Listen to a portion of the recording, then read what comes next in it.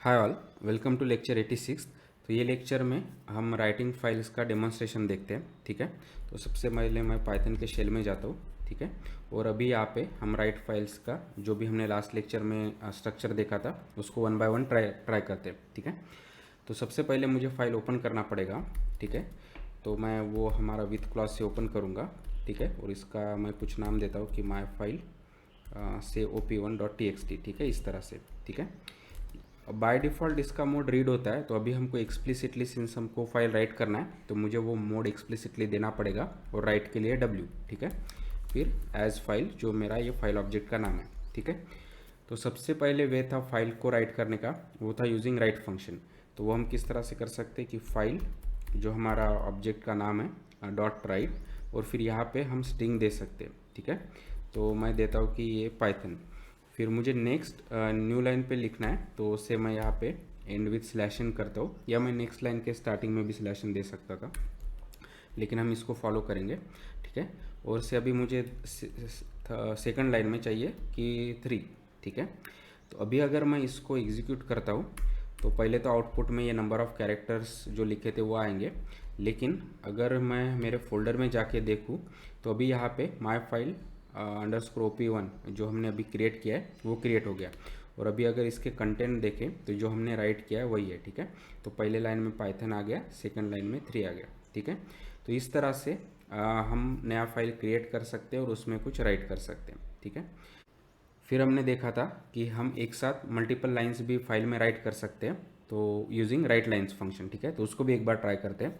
तो सबसे पहले मैं एक नया फाइल ओपन करता हूँ, और ये एग्जिस्ट नहीं करता है तो अभी क्रिएट हो जाएगा।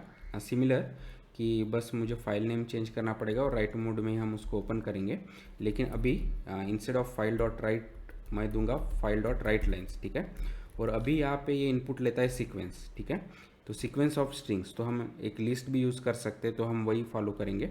ठीक है, तो अभी मैं कहता हूँ कि पाइथन। ठीक है, उसके बाद स्लैशन, तो ये मेरा फर्स्ट लाइन हो गया। फिर नेक्स्ट लाइन में मुझे चाहिए इज़।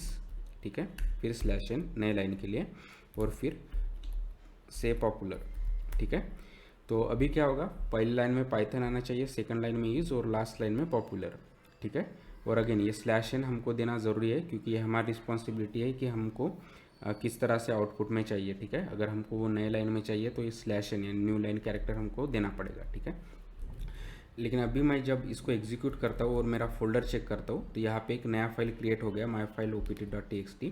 और अभी अगर आप उसके कंटेंट देखोगे तो पाइथन इज़ पॉपुलर, जो हमको एक्सपेक्टेड है वही मिला है। ठीक है, और थर्ड कि अगर कोई फाइल ऑलरेडी एग्जिस्ट करता है और उसको हम एंड में कुछ स्ट्रिंग्स ऐड करना चाहते हैं तो वो हम कर सकते हैं यूजिंग अपेंड मोड। ठीक है, तो अभी हम क्या करेंगे कि जो हमारा ये फाइल ऑलरेडी एग्जिस्ट है माई फाइल opt2, उसके एंड में कुछ एडिशन स्ट्रिंग्स डालते हैं या लाइन्स ऐड करते हैं। ठीक है, तो सबसे पहले मुझे फिर से उसको ओपन करना पड़ेगा, तो लेकिन अभी मेरा मोड होगा ए विच स्टैंड्स फॉर अपेंड। ठीक है, क्योंकि हम नहीं चाहते, अगर मैं राइट रखता हूँ तो बेसिकली यही फाइल के पूरे कंटेंट ओवर राइट हो जाएंगे, लेकिन हम नहीं चाहते। हम चाहते हैं कि उसके पूरे कंटेंट एज इट इज़ रहे, और जो भी हम नया राइट कर रहे हैं वो बेसिकली उसके एंड में जाके ऐड हो जाए। ठीक है, तो इसलिए मैं ये फाइल को अपेंड मोड में ओपन करूँगा, और से मैं फाइल डॉट राइट लाइन से यूज़ करता हूँ। और अभी हम यहाँ पे कुछ नए कंटेंट देते हैं। सो इनिशियली था वो पाइथन इज़ पॉपुलर। ठीक है, अभी मैं दूंगा कि प्रोग्रामिंग लैंग्वेज। ठीक है, तो ये एक हो गया, और फिर सी की लैंग्वेज। ठीक है, तो अभी क्या होगा कि ये हमारे कंटेंट एज इट इज़ रहेंगे, लेकिन ऐड में एट द एंड में हमको देखना चाहिए जो हमने ये नए कंटेंट ऐड किए। ठीक है, सो इसको हम एग्जीक्यूट करके एक बार ट्राई करते हैं, तो एग्जीक्यूट हो गया। और अभी अगर मैं वो फाइल देखता हूँ जो हमारे पहले क्रिएट किया था, तो इनिशियली उसमें क्या था, सिर्फ पाइथन इज़ पॉपुलर, लेकिन अभी जो हमने 2 कंटेंट ऐड किए प्रोग्रामिंग लैंग्वेज, वो बेसिकली उसके एंड में जाके ऐड हो गए। ठीक है, तो उसका कंटेंट एज इट इज़ रहा, और फिर जो भी हमने अपेंड मोड में ऐड किया वो उसके एंड में जाके ऐड हो गए। ठीक है, तो इस तरह से किसी एग्जिस्टिंग फाइल के एंड में अगर कुछ राइट करना है तो हम अपेंड मोड का यूज़ कर सकते हैं। ठीक है, फिर हमने देखा था कि मल्टीपल फाइल्स के साथ भी हम एक साथ वर्क कर सकते हैं। से अभी मुझे माई फाइल opt.txt का कंटेंट किसी और फाइल में कॉपी करना है एज इट इज़, तो वो हम किस तरह से कर सकते हैं कि ये फाइल को हम रीड मोड में ओपन करेंगे, इसके कंटेंट रीड करेंगे और नेक्स्ट लाइन में राइट करेंगे, ठीक है। और राइट भी हम यूजिंग राइट और राइट लाइन्स भी कर सकते हैं, लेकिन से यहाँ पे फॉर सिंप्लिसिटी हम राइट लाइन्स का यूज़ करेंगे, ठीक है। तो सबसे पहले मुझे ये फाइल ओपन करना पड़ेगा इन रीड मोड, ठीक है, क्योंकि हम इसके कंटेंट रीड करना चाहते हैं। और से इसका मैं नाम देता हूँ इनपुट फाइल, ठीक है, फाइल ऑब्जेक्ट का। और फिर इसके बाद जो मेरा नेक्स्ट लाइन रहेगा या नेक्स्ट फाइल रहेगा उसको भी हम ओपन करते हैं। से उसका नाम अभी देते हैं कि माई फाइल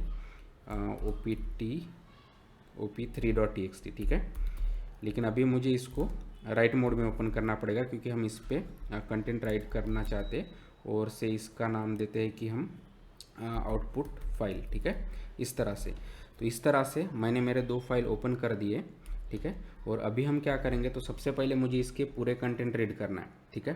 तो उसके पूरे लाइंस रीड करने के लिए हम क्या यूज़ कर सकते हैं, जो हमारा रीड लाइंस फंक्शन है वो, कि अभी मैं ये करूँगा कि input file dot read lines, ठीक है। तो ये क्या करेगा, हमको ये पूरे लाइंस एज ए लिस्ट दे देगा।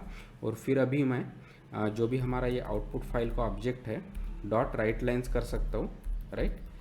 और यहाँ पे बेसिकली जो भी हमने फाइल रीड किया है वो सभी एक साथ दे सकता हूँ। तो क्या होगा कि इसके सभी लाइंस जो भी रीड होके हमको ये सीक्वेंस में मिला है, अभी वो सीक्वेंस हम राइट लाइंस को पास करेंगे तो ये फाइल में जाके बेसिकली राइट हो जाएगा, ठीक है। तो अभी हम फिर से इसका फोल्डर में जाके देखते हैं। तो अभी आप देखोगे तो ये नया फाइल क्रिएट हो गया।